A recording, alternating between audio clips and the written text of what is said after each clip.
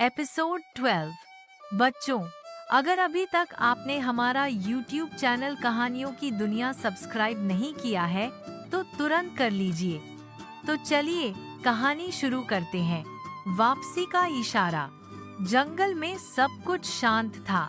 Aryan, Mowgli, राख, कीकू, निया और चांदनी सभी मिलकर जंगल को एक नियम के अनुसार चला रहे थे। जंगल में हर जानवर खुश था। सब कानून के मुताबिक जीवन बिता रहे थे। लेकिन एक शाम जब आर्यन झील के किनारे अकेला बैठा था तो हवा में कुछ अजीब सी ठंडक महसूस हुई। धुंध बढ़ने लगी थी और जंगल में एक पर्दा सा अंधेरा छा गया। उसी वक्त कीकू उड़ता हुआ आया और चिल्लाकर बोला, कीकू, आर्यन, क्या तुम्हें ये महसूस हो रहा है? ये हवा कुछ अलग है। आर्यन ने चारों ओर देखा। हवा में सच में कुछ अजीब था, ठंडी लेकिन भारी।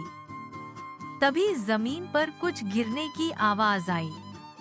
आर्यन ने झुककर देखा तो एक पुराना नक्शा था।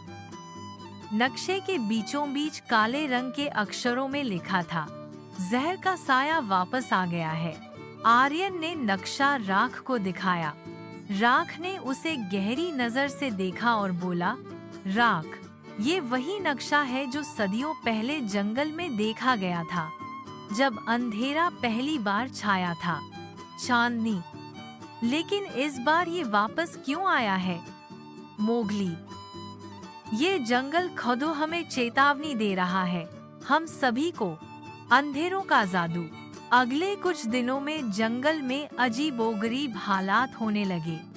हर रात धुंध और घने बादल जंगल पर छा जाते। जानवरों के सपनों में अजीब सा जादू आता, जिसमें वे गुस्से से भर जाते या उदासी में डूब जाते। निया, मेरे सपने में एक काला सा चेहरा था। वो मुझे बुला रहा था। कीकू, मैं उड़ नहीं पा रहा था, जैसे हवा रुक गई हो। आर्यन ने फैसला किया कि जंगल की पुरानी दास्तानों को देखा जाए। उन्होंने चांदनी और राख के साथ मिलकर जंगल की किताबों का अध्ययन किया। एक पुरानी किताब में लिखा था, जब अंधेरा जंगल में आएगा तो सिर्फ एक नूर ही उसे खत्म करेगा। अंधेरा किसी साए से नहीं, बल्कि अंदर के जहर से पैदा होता है। आर्यन ने कहा, हमें उस जगह जाना होगा जहां से ये जहर उठ रहा है।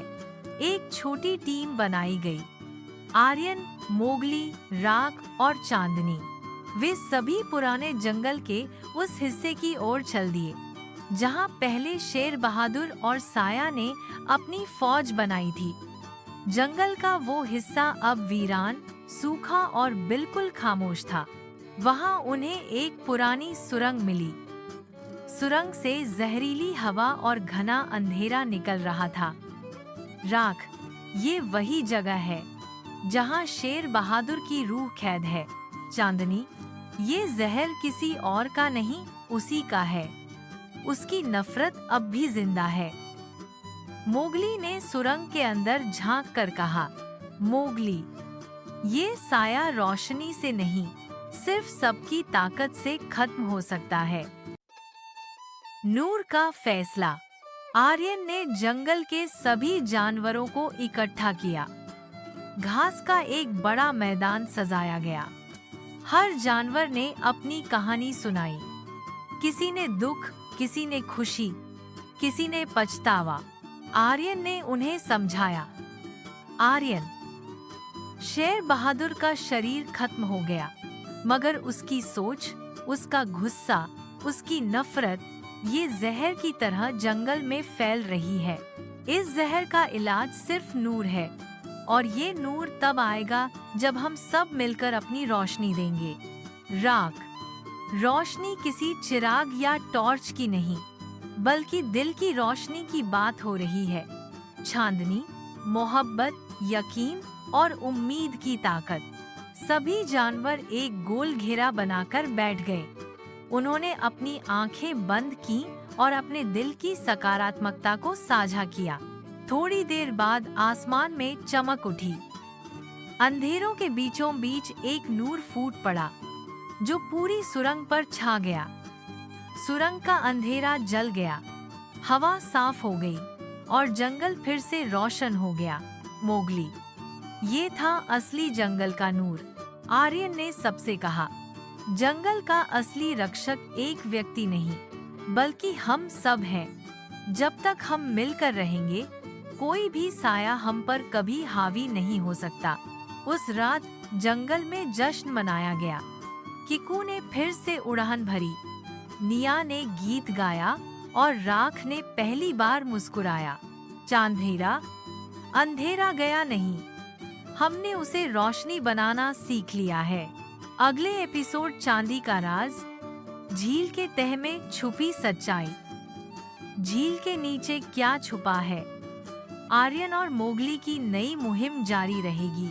अगर आपको ये कहानी पसंद आई हो तो हमारे चैनल कहानियों की दुनिया को जरूर सब्सक्राइब करें। हर हफ्ते मिलेंगी आपको नई, मजेदार और सीख देने वाली कहानियाँ।